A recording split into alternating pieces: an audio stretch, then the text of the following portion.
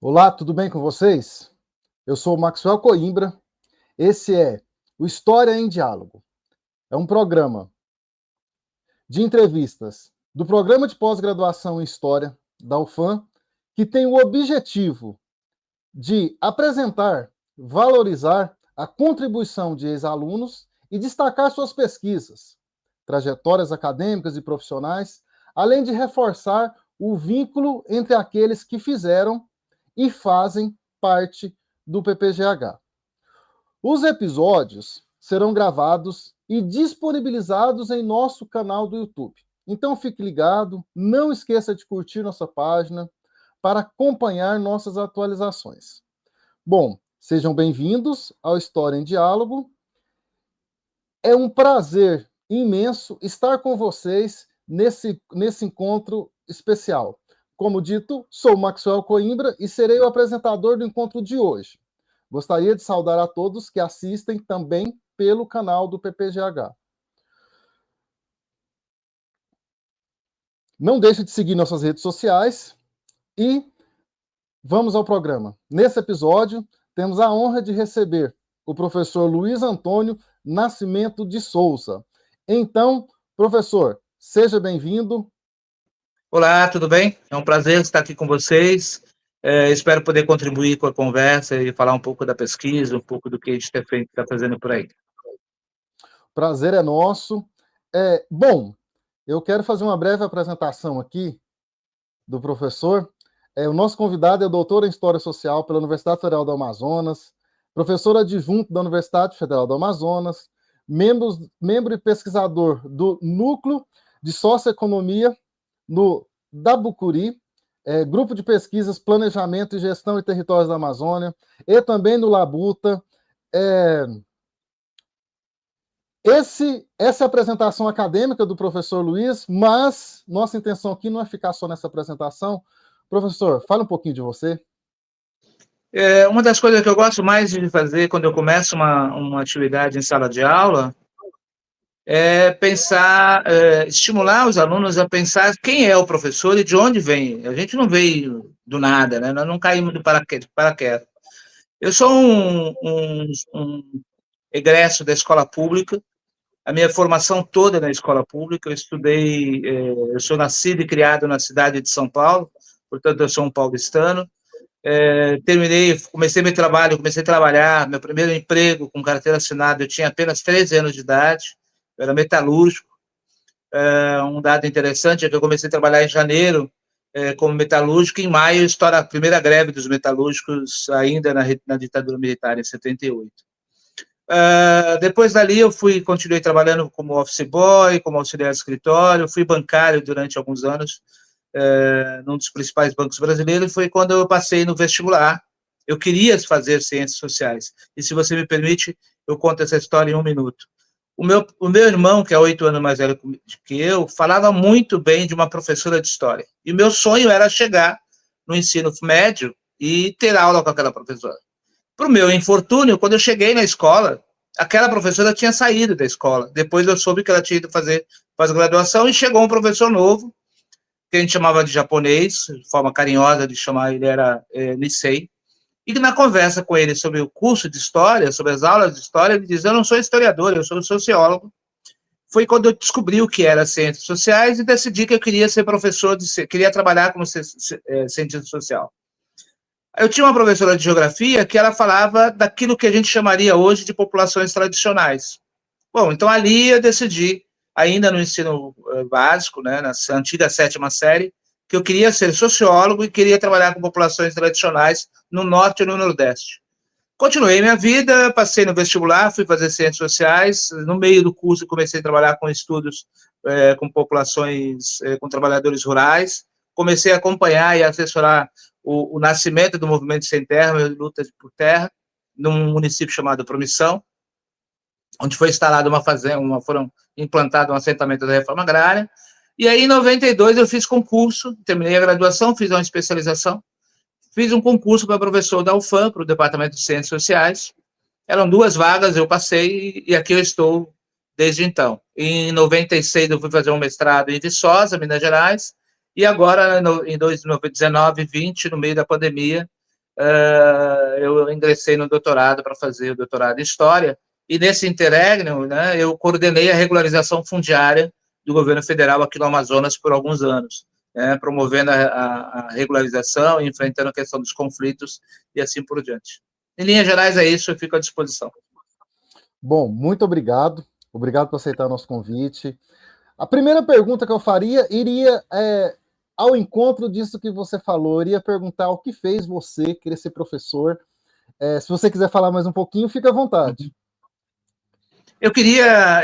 Minha mãe era cozinheira, foi empregada doméstica há muitos anos, depois cozinheira, trabalhava numa creche municipal e depois trabalhou num centro que atendia adolescentes, filhos de classe trabalhadora, populares.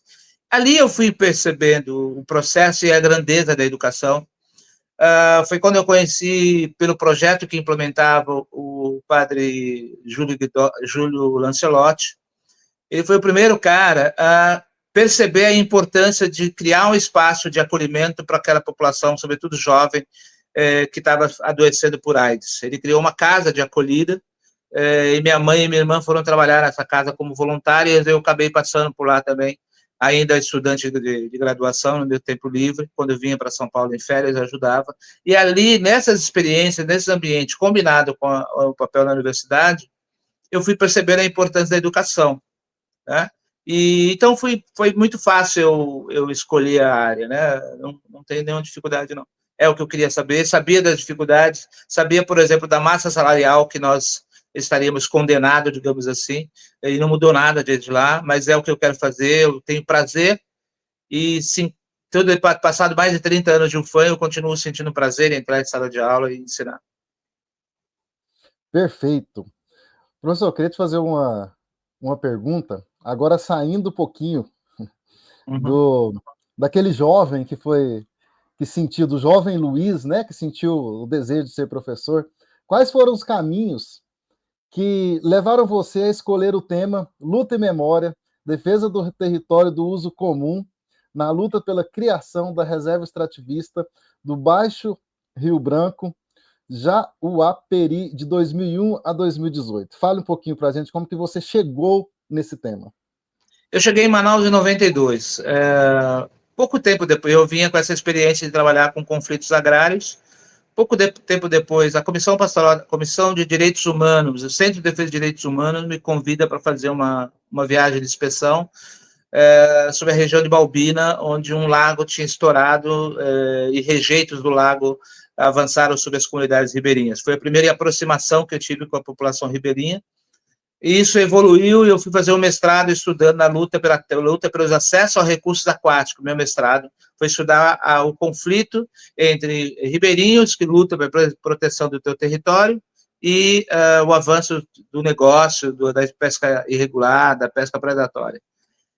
Ao mesmo tempo, em 93, 94, eu fui procurado por uma associação que diz, olha, nós temos um problema, nós temos um grupo de moradores do Rio Jaguaperi que estão sofrendo ameaças ao seu território, à forma de vida deles. E aí eu comecei a assessorar esse grupo, comecei a apoiar a luta daquele grupo desde 93, e esse processo não foi se esgarçando. Em 2090, eu não me lembro agora, 99, 2000, não me foge agora a data, houve muita resistência dos grileiros, dos madeireiros, em relação à proposta de criação daquela reserva. Né? Então, ali eu estudei, por conta dessa experiência pessoal que eu tive, por conta dos ataques que eu sofri durante esse processo, né? Eu fui submetido a 4 comissões parlamentares de inquérito, então era mais do que razoável que eu, no doutorado, eu pudesse contar essa história. Minha intenção fundamental era contar essa história que estava sendo invisibilizada, então, até aquele momento. Perfeito. Bom, já que nós estamos falando dessa pesquisa, fala um pouco mais dela para nós, fala um pouco mais da pesquisa para o público que nos assiste, que nos assistirá. Então, acho que o primeiro desafio foi eu estudar algo, um tema e um problema que estava literalmente mergulhado dentro dele, como assessor daquelas comunidades ribeirinhas, né, caboclos. O primeiro desafio é esse, mesmo tendo clareza de que a pesquisa participante, a pesquisação, são fundamentais para trabalhar com essa população. Acho que o segundo desafio concreto foi desenvolver uma pesquisa no meio da pandemia, né? Então, por exemplo, o campo que estava previsto e que seria fundamental, ele foi sacrificado em grande medida e eu precisei trabalhar com dados secundários, enfim. O terceiro desafio, embora as ciências sociais, em especial a sociologia, dialogue muito com a história, eu tinha clareza que eu estava entrando num outro campo, estava entrando na casa do outro, nesse caso, na casa de vocês, dos historiadores, e foi muito, como diz os moradores de João-Peri, foi muito dificultoso, né, os primeiros ano e meio, tateando nessa área em disputa, que é essa área da interface sociologia e história. Eu me lembro que na banca de seleção, eu comentei com os avaliadores que eu tinha clareza que eu não tinha pretensão de virar um historiador, né?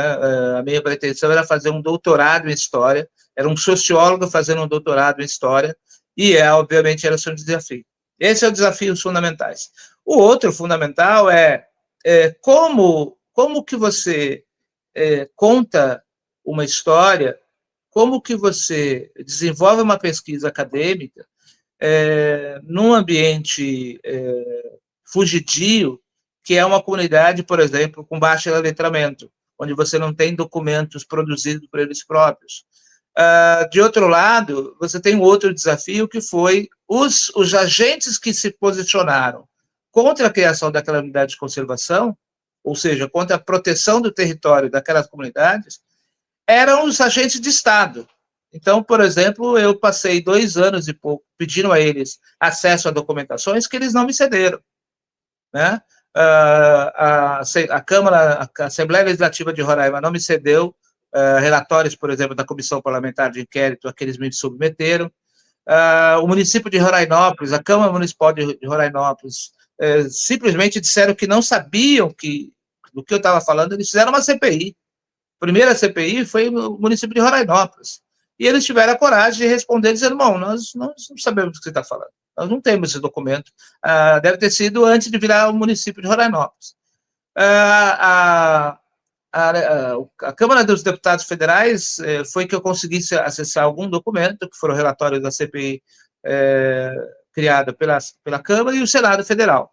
Então, foram desafios bastante grandes, mas acho que ao final a gente conseguiu dar conta do recado, que foi dizer, olha, existe uma população que ocupa um território fundamental, e é um território, já vou concluir o raciocínio, é um território que está em área de fronteira dupla, né?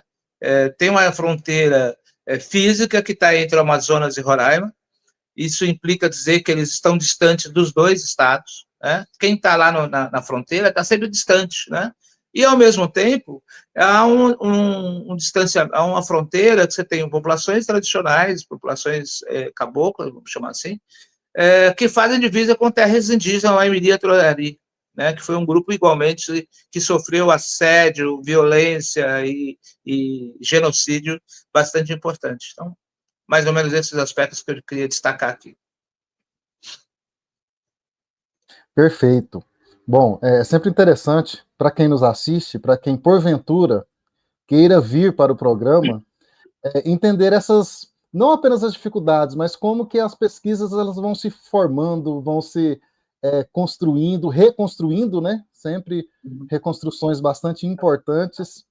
Bom, você fala com uma proximidade e uma autoridade muito importante acerca desse grupo específico que você teve, né, que você teve contato. Então, fale para a gente um pouquinho como as comunidades ribeirinhas do Rio Jauaperi moldaram sua identidade coletiva durante a luta pela criação da reserva extrativista do Baixo Rio Branco Jauaperi.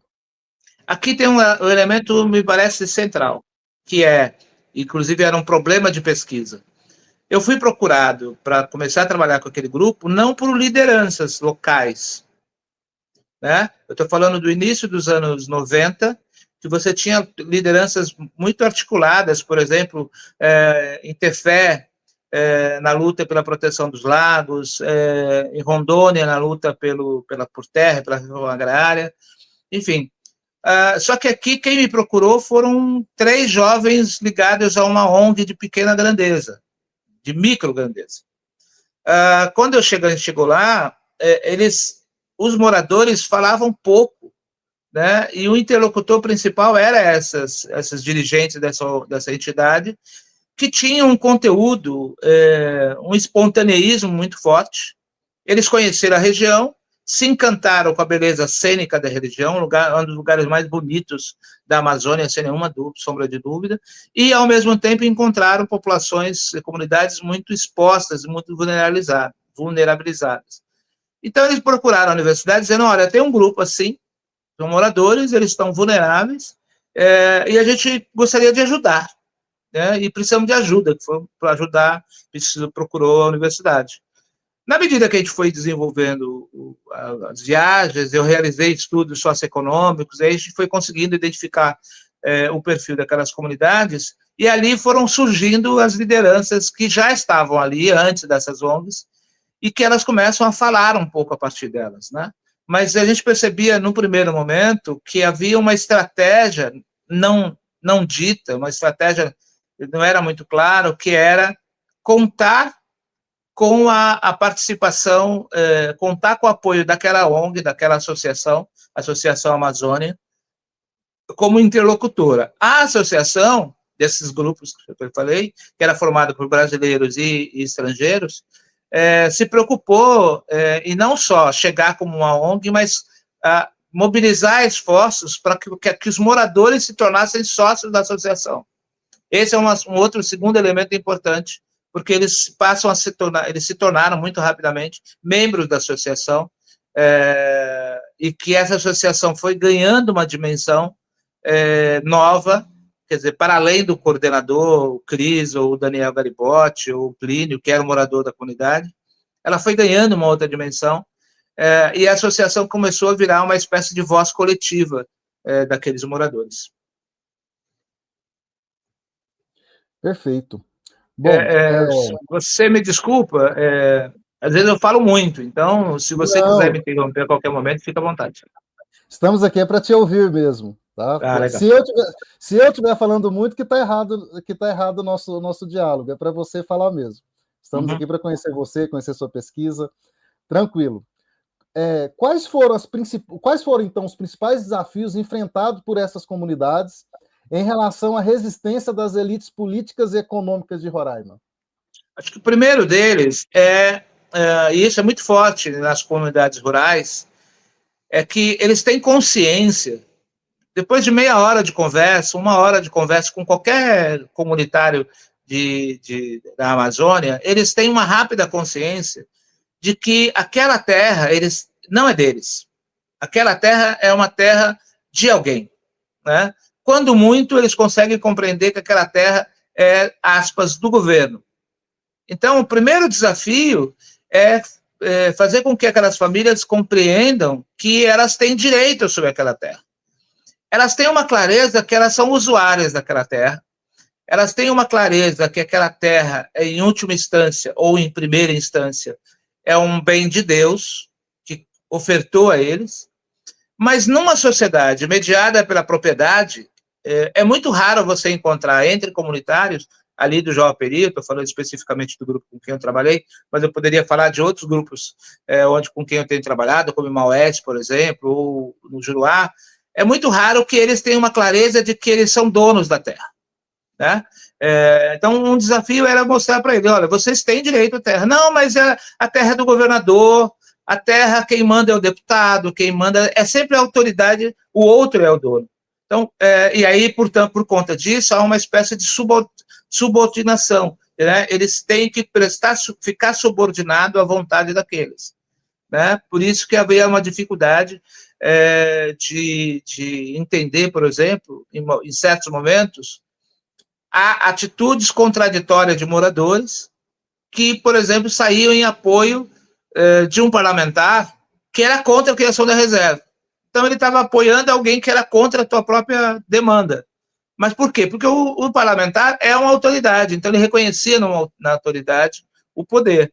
Então, um dos desafios foi mostrar, numa perspectiva que a gente vai chamar na sociologia, né?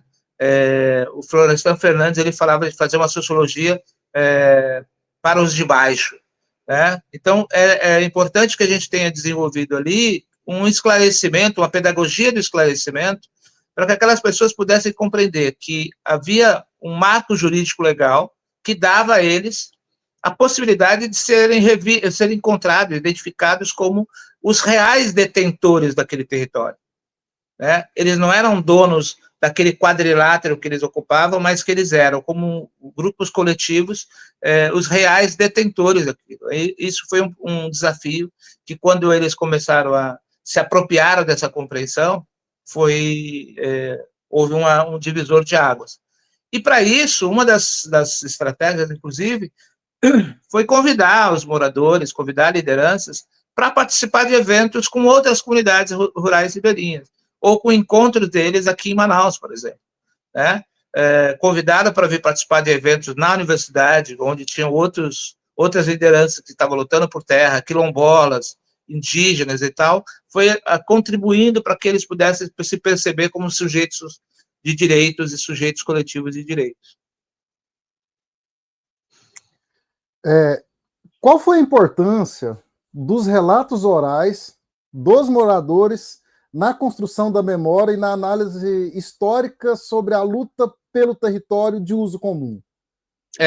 Como eu te falei, eu queria ter acessado outros documentos, embora desde o início da pesquisa eu tenha selecionado as memórias como um dos principais fontes para a minha pesquisa. E aí, quando faço parênteses aqui, né?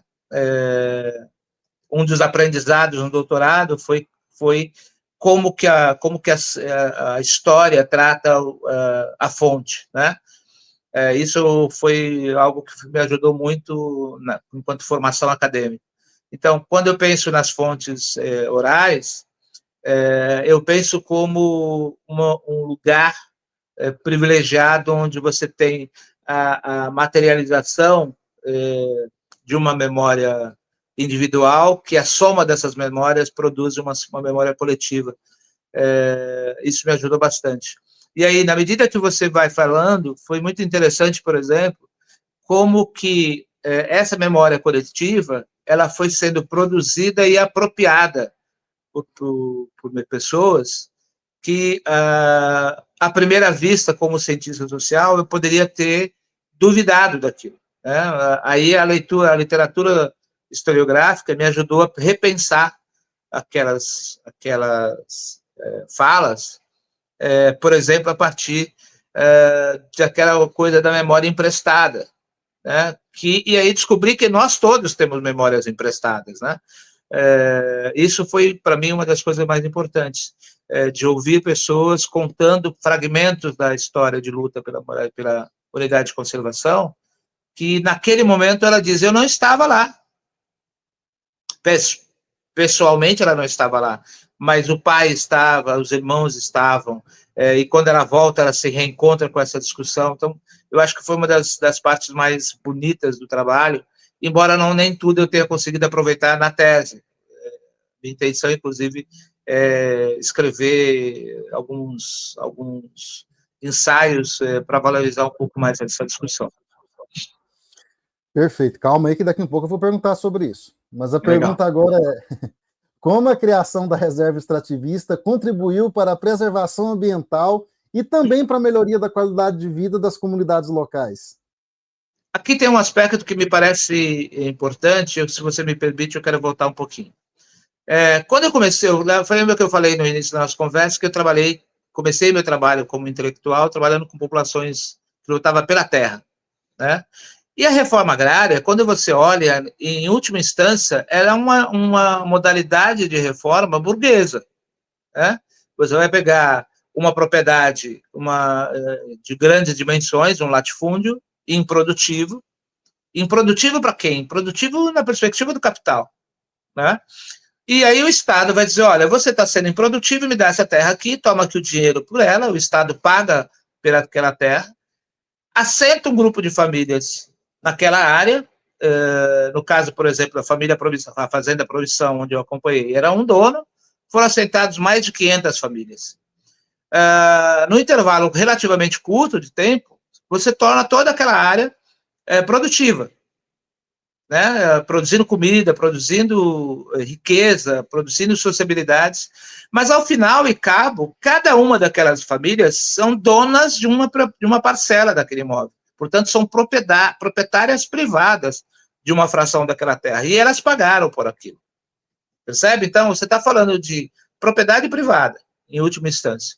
Tudo bem, tem um conjunto de elementos que a gente pode avaliar, e eu tenho muito elemento para avaliar a importância da reforma agrária, mas não é uma revolução, não é todos os países capitalistas fizeram a reforma agrária, até o começo do século XX. O Brasil foi um dos últimos a fazer, né? Diferente do discurso ordinário, quem fez a reforma agrária não foram as sociedades comunistas, embora os países comunistas tenham feito. A Revolução Mexicana fez reforma agrária, a Revolução Chinesa fez reforma agrária, a Revolução Russa fez reforma agrária, etc. Muito bem. A luta pela terra em modalidade de unidades de conservação, no caso específico da Resex, é um elemento novo de análise, relativamente de análise, né, novo, porque você não vai falar em propriedade privada, percebe? Você está falando de pegar um estoque de terras, que poderia ou não estar em posse de propriedade privada, e transformar essa terra, essa unidade de conservação, em uma terra pública. Acho que aqui é uma questão central.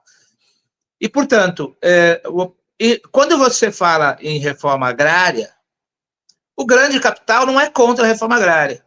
Por quê? Porque no limite essa terra poderá ser incorporada no estoque de terras para o futuro. Um assentamento feito nos anos 90, nos anos 80, em 10, 15 anos, ganha emancipação e elas viram terras para o mercado. O mercado pode se apropriar dessas terras comprando essas terras. Quando você, portanto, terras que estão no mercado e que regula preço, etc. Quando você tira uma área que poderia ter ido para o mercado e vira unidade de conservação, de uso direto ou de uso indireto, um parque nacional, por exemplo, é uma unidade de conservação de uso indireto. Ninguém pode morar ali. E uma reserva extrativista é uma unidade de conservação de uso direto. De qualquer maneira, essas duas modalidades, elas não poderão ser negociadas no mercado, nem no presente, nem no futuro. Percebe a importância, então, de criar a unidade de conservação enquanto estratégia de proteção do meio ambiente? É fundamental aqui, né? Então, primeiro é esse, do ponto de vista mais universal, a importância da criação de unidade, e do ponto de vista daqueles moradores locais, tem um aspecto que é fundamental, que a gente tem aprendido com os estudiosos das ciências biológicas, das ciências agrárias, é que, primeiro, aquele território, ele só é possível de ser considerado área a ser protegida porque aquele território foi construído socialmente. Quando você olha para um castanhal, que no passado recente se achava que era espontâneo, era da natureza, hoje se sabe que todos esses castanhais da Amazônia foram plantados. Quando você olha para a Terra Preta, por exemplo, que se achava que era uma fração de terra aleatória, desenvolvida pelo resultado da evolução material da Terra, hoje se sabe que essas terras pretas de índio, foram construídas, pelas populações. Então, quando você fala, essa área é uma área muito bonita, que precisa ser preservada, ela só é bonita e está daquele jeito porque ela foi socialmente construída. Então, nada mais legítimo e nada mais adequado que você oferecer a proteção daquele território para aquelas famílias que ali estão agora.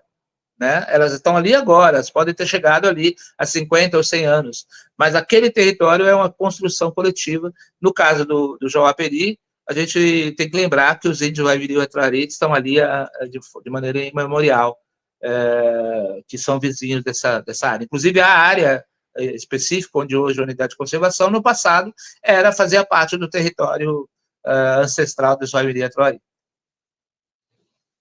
Bom, sua fala nos leva a pensar justamente nessa conjunção temporal, né? Não olhamos só para o passado, mas estamos falando de um presente e de uma perspectiva, né, de futuro também.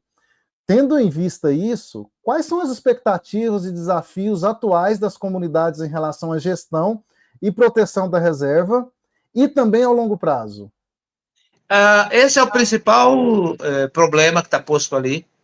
Primeiro que a criação da reserva, ela recebeu tanta resistência, eu te falei, passando por 4 comissões parlamentares de inquérito, que foi produzindo um desencantamento daquela população em relação ao vir a ser. Elas não acreditavam mais que a área seria decretada como área de proteção. Foram mais de 17 anos, desde o fim dos estudos, a submissão dos estudos ao governo e o decreto foram 17 anos. Isso desmotivou muita gente e isso levou, as pessoas precisavam comer, beber e dormir, muitas delas, inclusive, se viram obrigadas a atuar na área de forma inadequada do ponto de vista do normativo legal próprio das unidades de conservação. Ao mesmo tempo, você tem um problema, que essas unidades de conservação precisam não só de comando e controle por parte do Estado, através do ICMBio, por exemplo, do escritório, mas precisa de ações concretas e implementação de políticas públicas.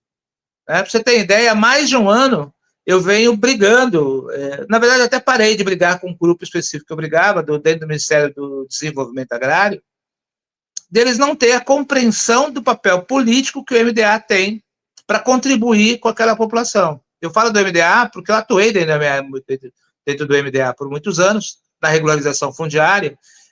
E qual é o problema hoje? Os técnicos, os servidores que estão ali no governo Lula, eles têm uma visão muito pragmática da função política deles.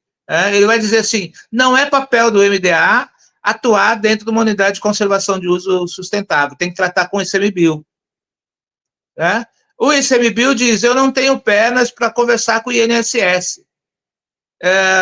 E eles dois dizem, a gente tem dificuldade para conversar com o INCRA. Por que esses 3 sujeitos aqui eu estou falando? E eu propunha para eles fizessem uma articulação ICMBio, INSS e INCRA, para garantir, primeiro, uma força-tarefa na região para reconhecer quem tem direito à aposentadoria ser aposentado pelo INSS, o INCRA reconhecer aquelas famílias, como a legislação permite, como beneficiárias da reforma agrária, disponibilizando a eles os créditos, por exemplo, crédito de instalação, para que possam construir casas de melhor qualidade, para que possam abrir poços artesianos para resolver o problema da água, etc. E oferecer programas, por exemplo, da agricultura familiar sustentável, né, implementando, por exemplo, o programa de aquisição de alimento, o PAA, implementando o PRONAF, e o órgão ambiental entrando com a formação e capacitação desses moradores na direção do fortalecimento de estratégias, uma das estratégias que eles já usam há muito tempo, desde que a gente chegou lá, que é, por exemplo, o turismo comunitário. Isso tudo é fundamental que saia. Embora a Resex tenha sido decretada no final do governo Temer, em 2017, 2018, o Conselho Consultivo, o Conselho da Resex, só foi implementado agora, 2 meses atrás.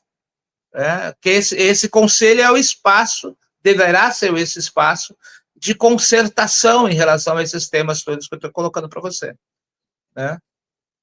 Eu me apresentei, eu fui convidado pelos moradores, por parte dos moradores, ao menos, me convidaram formalmente, eu aceitei o convite, eu sou representante, eu tenho um assento nesse conselho, como representantes da universidade no conselho de gestão daquela unidade de conservação. Bom, muito bom. Você havia me dito anteriormente que tinha documentação e falou assim, nossa, tem muita coisa que você pode fazer com ela. Então a pergunta vai em direção a isso. Estamos partindo para o encerramento. Quais são as perspectivas, então, do pesquisador Luiz Antônio depois dessa pesquisa com essa documentação? Fale um pouquinho sobre isso. Se você quiser falar um pouco mais da pesquisa também, fique à vontade. Tá bom.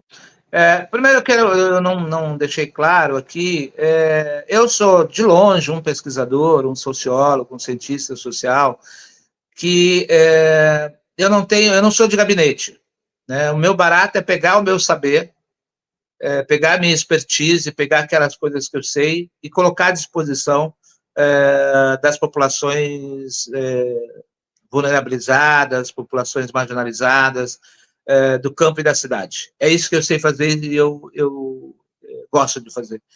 Que vai desde a formação, agora, por exemplo, estou organizando um curso que eu vou oferecer para umas comunidades em Presidente Figueiredo, na área de direitos humanos e acesso à regularização fundiária. Então, eu gosto muito, por exemplo, de contribuir para a formação da juventude dentro e fora da universidade. Estou dizendo isso porque eu não sou um intelectual que torna a produção intelectual escrita como uma chave importante para mim. É importante, é fundamental, mas eu não dou o valor que outros colegas dão. Eu prefiro essa coisa que eu acabei de descrever, e isso tem custos, obviamente, né? Por exemplo, eu não sou lido, né? Mas eu prefiro, por exemplo, eu sou colunista da Agência Nacional de Favelas, na Agência de Notícia de Favelas, né? Onde eu escrevo com uma certa frequência. Porque aí eu pego esse meu saber acadêmico e tento dar uma forma que aquela população periférica consiga ler. Tem um cara muito importante na minha formação, que é o Maurício Trachtenberg, que ele fazia exatamente isso. Ele gostava de escrever num jornal Notícias Populares, na cidade de São Paulo, para os trabalhadores, né? Tá, dito isto, a minha tese, eu estou acabando de revisar, tem um paper que vai sair publicado numa publicação que está sendo coordenado pelo nosso colega Franco, o colega do doutorado. Daqui a pouco deve sair a publicação. Tem um outro ensaio que eu estou escrevendo, que é esse, dialogando um pouco sobre as memórias, sobre as entrevistas que eu fiz, né? Pelo menos esses dois produtos. E um terceiro que eu quero fazer é uma devolutiva que eu ainda não consegui voltar lá no Jauaperi, e eu vou fazer na próximo encontro do Conselho, eu pedi para que eles agendassem um espaço para que eu pudesse falar para aquelas moradores sobre a pesquisa e sobre as descobertas da pesquisa. Eu acho que essas coisas são fundamentais. Agora, você me deixou livre para falar. Claro, um aspecto que é muito interessante nesse processo todo, que, de uma certa maneira, distingue o trabalho que eu fiz na pesquisa, é que, quando a gente começou a brigar pela criação do território, as comunidades começaram a brigar, quem apareceu na frente da briga, no primeiro momento, fomos nós, da universidade e da Associação Amazônia, da qual eu fiz parte. Inclusive, fui dirigente. Num determinado momento político, a gente fez uma escolha de eu assumir a direção da Associação Amazônia. E aí, o primeiro ataque o ataque não foi contra Luiz Antônio, contra o Daniel, o Cris. O ataque era para proteger, para impedir a criação da unidade. Então, mas o alvo fomos nós. Então, foi na Câmara Municipal de Rorainópolis, uma comissão parlamentar de inquérito. Depois de alguns meses, essa comissão terminou, nós fomos denunciados na Assembleia Legislativa de Roraima, onde nós fomos submetidos a uma comissão parlamentar de inquérito, por um conjunto capitaneada por um conjunto de deputados estaduais e federais que se consideravam os donos do Jauaperi, né? O deputado Messias Nascimento, Messias de Jesus, a Otília Pinto, que depois foi vereadora, foi prefeita de Rorainópolis, Enfim, tem um conjunto de políticos que nos atacaram na tentativa de fazer com que a gente parasse de apoiar e parasse de defender a criação de unidade de conservação. Tanto que, nesse momento, o Estado passa a publicar documentos fundiários sobre aquela terra na tentativa de fazer uma regularização fundiária, expedindo documentos absolutamente de papel, porque eles não tinham, as terras eram da União e o governo do Estado não podia dar documentos sobre aquela terra. Mas, enfim, deram. Depois criaram eles próprios, o governo do Estado criou uma área de proteção permanente, uma APA, com o argumento de que não precisava, portanto, criar uma RESEX, já que a área estava protegida. Não satisfeitos, e a gente não parou a luta, foi para a Câmara dos Deputados, que fez uma CPI, incluiu a gente, né, a Associação Amazônia, numa CPI das terras griladas. Então, imagina eu passar pelos corredores da UFAM e eu via os colegas olhando de cara feia para mim, eu virando o rosto. Porque, afinal de contas, eu aparecia nos jornais locais como dirigente de uma entidade, um professor da UFAM que estava envolvido com grilagem de terra, na CPI das terras griladas, né? E eu ouvi, por exemplo, de deputadas do campo de esquerda, Vanessa Graziotin, por exemplo, tentando nos desqualificar nessa direção, né? O que eu gosto, sempre lembro do Brizola não, do Darcy Ribeiro. Ele dizia: olha, eu lutei muitas lutas e perdi todas, fui derrotado em todas elas, mas eu não queria estar no lugar daqueles que estavam do lado dos vencedores, né? A quarta CPI foi na CPI do Senado, uma investigação das ONGs, e a gente foi para dentro da CPI de novo, sendo investigado. Ao final e cabo, nunca deu nada contra a gente, não tinha como dar, mas isso atrasou muito a nossa vida, do ponto de vista, inclusive, político. Mas, ao final, quando saiu a terra, quando saiu o decreto de criação, foi muito interessante que o Christoph Clark, um dos dirigentes da associação, já tinha tanta fake news, tantas notícias chegando tortas, que a primeira coisa que ele me manda descrente. Ele falou: Luiz, você viu esse decreto? É mais um daqueles decretos do pessoal dos parlamentares, dos políticos de Roraima. Aí eu olhei, eu não tinha visto, né? Tinha saído aqueles dias, eu olhei e falei: não, peraí, deixa eu ver. Fui no Diário Oficial e era verdadeiro. Falei: olha, é verdade, a reserva saiu, não estou entendendo nada, porque saiu no governo Bolsonaro, governo Temer, não saiu no primeiro governo Lula, não saiu no segundo governo Lula, não saiu no primeiro governo da Dilma, não saiu no segundo da Dilma, e sai no último mês do governo Temer. A gente nunca entendeu por que saiu. Quer dizer, na tese eu consigo descobrir. Por quê? Roraima é um estado muito ligado a essa coisa do agronegócio, e o Código Florestal determina, possibilita, aliás, que os estados em que 50% do teu território está protegido como áreas protegidas, diretas ou indiretas, unidade de conservação, terras indígenas, terras militares, etc., esse estado poderá derrubar a tua fração de reserva legal de 80%, no caso da Amazônia, de 80% para 50%.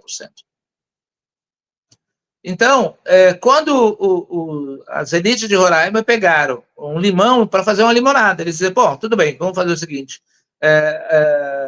talvez a gente possa parar de brigar, porque essa reserva vai sair de qualquer jeito, então vamos estimular que ela saia e que elas consigam alcançar os 50% no banco de reserva, 50% mais um. Tanto que todos os projetos de criação da reserva falavam em áreas de 250 a 280 mil hectares. E o decreto saiu com uma área de 500 mil hectares. Ué, mas por que eles aumentaram? Eles passaram 15 anos, 20 anos contra a reserva, e agora quando sai o dobro do tamanho. E aí a gente foi entender, saiu o dobro do tamanho, porque essas reservas, mais outras que foram criadas, alcançaram a cota de 50% mais um, que vai permitir ao governo de Roraima, não vai ser algo natural, ela vai ter que brigar, etc., etc., mas poderá dar como cenário para as elites de Roraima que elas saem ganhando. Aquela história, brincando, parafraseando, eles perderam, mas saíram ganhando. Mas as comunidades ribeirinhas ganharam, elas saíram, que o território está protegido. Isso que é importante. Sim, isso demonstra toda a complexidade, não apenas desse caso específico, mas de todas as relações que nós somos inseridos. Sim. Bom, partindo para o fim mesmo agora, eu gostaria de fazer uma pergunta que eu sempre faço aqui para os convidados. Normalmente, nossa vida tem vários momentos, né? Em onde nós passamos, nós marcamos os locais, esses locais também nos marcam. Conta um pouquinho para a gente como foi sua passagem pelo PPGH, como que você dialogou com isso, como que isso te marcou. Conta para a gente um pouquinho sobre isso. Olha, você lembra que eu falei lá no começo da conversa que eu comecei a me interessar por história por conta de um professor de história, né, que dava aulas de história. Eu não terminei a história. Essa professora, que era a professora do meu irmão, foi fazer uma pós-graduação e foi para a Unesp, para a Universidade Estadual Paulista. Quando eu chego na Unesp para fazer Ciências Sociais, eu encontro com essa professora lá. E essa professora era muito querida por todo mundo, e eu esperava fazer a aula com ela. Numa viagem de volta, tipo, numa carona com o professor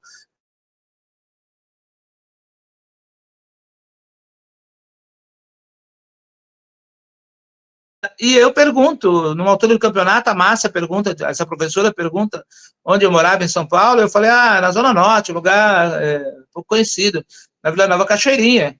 E ela virou e falou, eu dei aula numa escola na Vila Nova Cachoeirinha, lá na escola, num outro bairro, Bela Vista, alguma coisa assim, há muitos anos, quando eu comecei a dar aula. Eu falei, então você é a professora Márcia, que deu aula no Zé Leite, você saiu de lá em tal ano, assim, assim, assado, e quem entrou no teu lugar foi o Cláudio. Ela tomou um susto. O Túlio Viajante, que estava dirigindo, tomou um susto. A gente estava na Castelo Branco. Como assim? Aí eu contei essa história toda para ela. Falei, você foi professor do meu irmão e tal. Então, estou dizendo tudo isso para dizer que a história sempre esteve presente na minha formação. Né? Essa coisa da história oral, da história dos de baixo, né? A história econômica. Eu tinha uma formação bastante sólida em sociologia, com a história econômica, que contribuiu muito para a minha compreensão. Eu era estudante e trabalhador, então essa coisa de pensar o mundo do trabalho e a história do mundo do trabalho, isso tudo contribuiu. Quando eu fui para fazer o doutorado, eu fui nessa direção e encontrei interlocutores muito importantes, né? A começar pelo César, que foi meu orientador, Davi. E aí tem encontros muito legais, porque você encontra, por exemplo, o Davi foi meu aluno na graduação e vira meu professor, ele não me deu aula, mas foi na minha banca. Enfim, foram em momentos muito importantes e que mostram a centralidade e a importância de uma pós-graduação como programa de pós-graduação em História. Né? Eu fui o primeiro, eu participei da primeira turma, então foi um processo de construção do próprio programa. E ao final e cabo a gente conseguiu terminar, todos nós conseguimos terminar no meio da pandemia. A gente não pode perder de vista isso, né? Nós fizemos um doutorado no meio da pandemia, nossos colegas estavam perdendo os familiares, nós estamos perdendo colegas professores, a gente perdeu, alguns perdemos professores das ciências sociais, da biologia, da geografia, da pedagogia. Foi um momento muito trágico, né?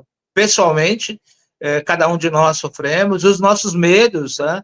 A importância, o que foi um desafio para o programa, por exemplo, o programa aprovou, ao menos a metade dos colegas que foram aprovados ali tinham um trabalho de campo, tinha que ir a acervo, tinha que ter acesso. Quando eu falo campo aqui, não era só o empírico, mas ia para uma biblioteca, para um acervo. E uma das mensagens que a gente mais escutava, mais trocava dentro dos grupos do WhatsApp era: quando que o acervo vai abrir? Quando o IRGA vai abrir? Quando a biblioteca? Foi um desafio. E os colegas professores, que foram meus professores ali, foram gigantes, assim como meus colegas de pós-graduação, fomos gigantes todos para poder segurar o programa, porque ali havia um risco enorme do programa não dar conta. Uma turma inicial, primeiro do programa, no meio da pandemia, a maioria sem bolsa, os acervos fechados. Então, tinha todas as equações próprias para não dar certo. E deu certo. Deu certo, o programa vai muito bem, obrigado. As teses saíram belíssimas, enfim, eu acho que essa é a tua iniciativa de nos chamar para falar disso, é a consolidação, é o coroamento desse processo. Eu não podia deixar de falar isso, está todo mundo de parabéns, meus colegas que fizemos o programa, os professores, enfim, todo mundo. É isso. Sim. Bom, no finzinho aqui, eu sempre faço perguntas e respostas rápidas para que as pessoas possam te ver um pouquinho mais. Uhum. Na verdade, são várias perguntas, né? Então vamos lá. Um livro. A História e a Riqueza do Homem, do Léo Huberman. Uma música. Eu vou indicar a discografia do Djavan. Não, mas tem uma especial, Ferrugem, que eu gosto muito, do Djavan. Um filme. Tem dois, uma ficção que é Caçadores de Androides, Blade Runner, Caçadores de Androides, e os filmes de um cara maravilhoso que ninguém conhece, pouquíssima gente conhece, são os filmes do Cantinflas, um artista mexicano chamado Carlos Moreno. Ele foi contemporâneo do Chaplin, e o Chaplin disse, perguntado para o Chaplin qual era o melhor do mundo, se ele era o melhor do mundo, o Chaplin falou: eu sou considerado o melhor do mundo, e só sou considerado o melhor do mundo porque o melhor do mundo não fala inglês, que é o Cantinflas. Então, se puderem encontrar, vocês vão adorar, de uma grandeza espetacular.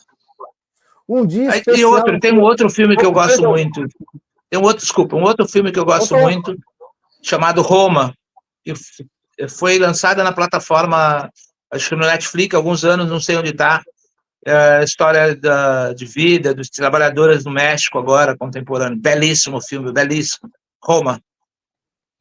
Um dia especial em sua vida. São muitos, mas um deles que eu acho que distingue todos os outros é o nascimento da minha filha, 17 de dezembro. Uma inspiração. São muitos. Começo para minha mãe, eu acho que é uma mulher completamente fora do tempo dela, está completando. Uma mulher que tem 100 anos e meio, né? Eu tive com ela mês passado e pergunto para ela: mãe, a senhora está disposta a ir a Três Corações? São Paulo a Três Corações são 250 quilômetros. Essa mulher vira para mim e diz: eu estou disposta a ir até a Bahia. Né? Se ela não me inspirar, não tem mais quem não inspire. Meus irmãos são inspiradores, meus sobrinhos. E no mundo político, tem parlamentar, tem figuras muito importantes. Eu destacaria, por exemplo, o presidente Lula, eu acho um cara inspirador, mas diria também a prefeita de Juiz de Fora, uma mulher incrível, está fazendo um mandato maravilhoso, uma pauta da classe trabalhadora, Margarida Solomão, a Benedita da Silva, outra mulher incrível, no mundo da militância, o movimento negro, extremamente importante. Enfim, eu poderia passar aqui horas falando. Alguém que você tenha gratidão. Meu irmão. Meu irmão, ele não tem a ideia da grandeza, da importância. Ele é 8 anos mais velho que eu. Meu pai era um homem adoentado, era um homem alcoólatra. E o meu irmão foi o esteio. A minha mãe segurava aqui do ponto de vista ético, da moralidade e tal. E o meu irmão era meu farol de mídia, sabe? Ele não tem clareza disso. Às vezes eu falo isso com ele, ele não consegue perceber. Mas ele foi fundamental em 3 ou 4 momentos da minha vida que eu estive quase derivando, quase indo para caminho inadequado. E foi o meu irmão que, com gestos muito sofisticados, me segurou no lado adequado. Um livro especial ou essencial em sua formação ou nessa pesquisa? São tantos livros, mas vamos lá. Do ponto de vista metodológico, é um livro da Berta Becker, que ela fala sobre a Amazônia no livro do livro, que ela nos chama a atenção da gente poder olhar para a Amazônia para além da floresta. Tem uma passagem importante que a Berta fala assim: olha, legal que você vê uma floresta, você vê a proteção ambiental, mas é preciso descer, porque debaixo da floresta tem gente, e essas pessoas têm história, essas pessoas têm uma dinâmica econômica, social e tal. Do ponto de vista da formação acadêmica,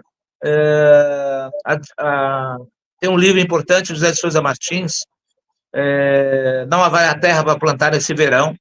É um dos menores livros, mas é muito importante. E tem um outro chamado Massacre, em que ele fala sobre os assassinatos em massa na Amazônia e tal, mas do ponto de vista metodológico tem um recorte ali que eu acho bastante importante. Um momento que você guarda com carinho sobre sua formação. eu acho que foram os diferentes momentos ao longo da minha vida. Quando eu fui para a universidade, estourou o plano cruzado do governo Sarney. E aí nós não tivemos uma outra opção senão ocupar 2 salas de aula e morar dentro de 2 salas de aulas por 3 anos e meio brigando por moradia estudantil. Saiu um documentário agora, 30 de janeiro, falando disso. E durante esse período, pequenos gestos de professores, professor Edemir, por exemplo, que era um professor sociólogo, pequenos gestos como a professora Teresina Daquino, que era a coordenadora do núcleo de pesquisa que a gente participava, eles não precisavam ter feito aquilo que eles fizeram, mas pequenos gestos dele foram fundamentais para me manter na universidade. O Edemir, por exemplo, e a Carmen me contratava para cuidar das filhas delas. E agora acabou de nascer a neta deles, que eu me considero meio-avô. E eles me contratavam, eles não precisavam daquilo, mas eles sabiam que se me contratando, eles podiam me ajudar com uma grana e aquilo me ajudava a ficar na universidade. A Terezinha brigou com colegas professores, porque meu quociente eleitoral não é eleitoral, meu quociente acadêmico não era lá grandes coisas, e queriam colocar outros moleques, inclusive outros estudantes brancos no grupo. Ela brigava e falou, não, vamos colocar... Ela, de uma certa forma, adotou a política de cotas 30 anos antes da política de cotas, e me manteve no grupo com a bolsa do CNPq, que foi fundamental na minha formação. E eu sou grato a isso, claro, porque isso contribuiu para a minha formação, e às vezes eu me frago hoje fazendo a mesma coisa.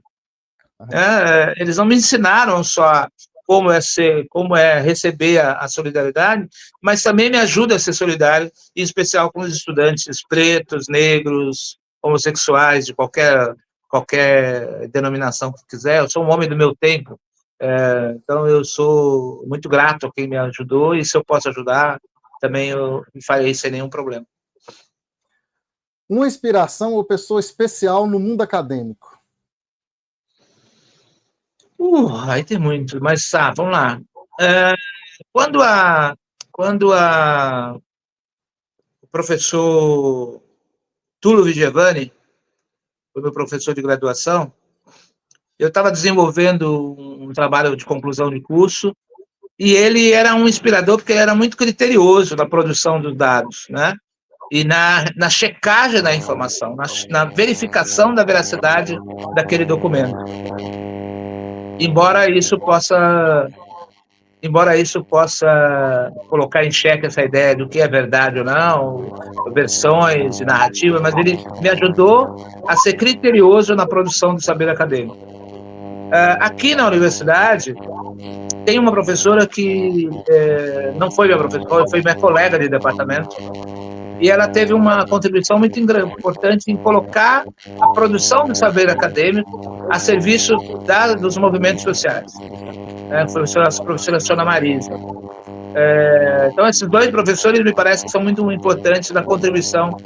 E um colega professor também, professor Lino João, do meu departamento de antropologia, que também coloca, até hoje, vem fazendo isso, colocando a tua expertise a serviço dos movimentos indígenas e na construção de uma defesa das terras indígenas. Ele faz isso muito bem. E do departamento de História, não foi meu professor, convivemos um tempo ligado ao sindicato, professor Aloysio Nogueira, que tem um papel importantíssimo na organização da classe trabalhadora de Manaus, em especial dos professores. Ele teve uma contribuição fundamental. Hoje, quando eu vejo os professores organizados na luta, nos sindicatos dos professores, tanto do ensino médio quanto da DUA, eu lembro do professor Aloysio, a quem eu presto aqui a minha solidariedade, meu abraço e meu reconhecimento em vida. Uma frase que te resume. Tem o Carlito Maia foi um publicitário, ele foi muito importante nos anos 80, 90, e ele foi um dos caras que forjou a identidade visual do Partido dos Trabalhadores. E ele tem uma frase que eu gosto muito, ele diz assim: faça até o que eu não gosto, mas o que eu não quero, isso eu não faço. Isso, a minha trajetória acadêmica, pessoal, política, está muito ligada a essa ideia. Eu posso até fazer o que eu não gosto. Por exemplo, na política você precisa fazer acordo, precisa fazer alianças, etc. Mas se é algo que eu não quero, eu não faço. Seja lá o que for. Então, acho que isso me define. Faça até o que eu não gosto, mas o que eu não quero, eu não faço. Perfeito. Bom, acho que fica muito evidente para nós que estamos conversando, mas a quem porventura vai nos assistir depois, que esse finzinho aqui são perguntas que talvez não sejam muito usuais, mas são extremamente necessárias para que nós possamos nos conhecer, nos apresentar, para que as pessoas possam ver que quem faz o conhecimento somos nós, somos pessoas, são seres humanos, e eu sempre digo que carregamos sempre uma carga de afeto muito grande, e talvez esses são pequenos momentos para que nós possamos demonstrar isso, e também agradecer a pessoas, relembrar trajetórias, e uma das intenções do nosso programa é poder fazer isso também, mostrar que quem está fazendo isso aqui, nós fazemos com paixão, fazemos com amor, com responsabilidade. E muito obrigado, professor, pela nossa conversa, né? Eu sempre digo que isso aqui é para ser uma conversa mesmo, eu falando bem menos no caso. E muito obrigado por ter contribuído conosco. E fique à vontade para se despedir, para falar mais alguma coisa. Eu agradeço pelo convite, eu acho que é fundamental. Parabenizar pela tua iniciativa.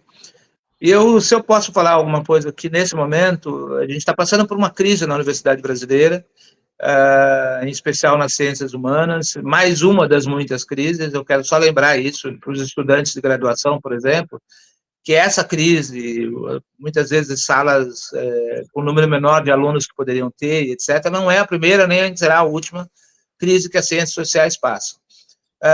Crise, inclusive, que faz parecer que as ciências exatas, as ciências da Terra, são mais importantes. Mas não são, e eu posso dizer isso para vocês com muita tranquilidade.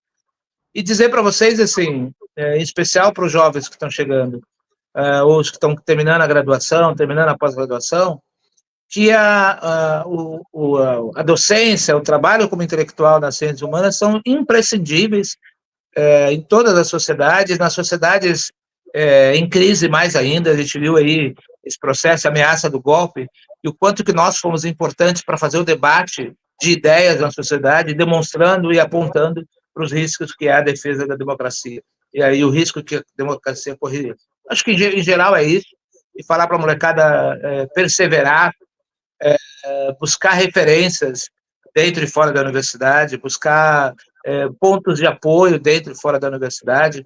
Não é fácil, mas é possível e é prazeroso os estudos na área de ciências humanas, históricas, sociais e econômicas. Acho que é isso. Pode te ajudar. Perfeito. Muitíssimo obrigado. Obrigado a todos que nos acompanharam. Obrigado a todos que nos acompanharão. Eu sou o Maxwell Coimbra, esse é o História em Diálogo e até a próxima. Tchau, um abraço.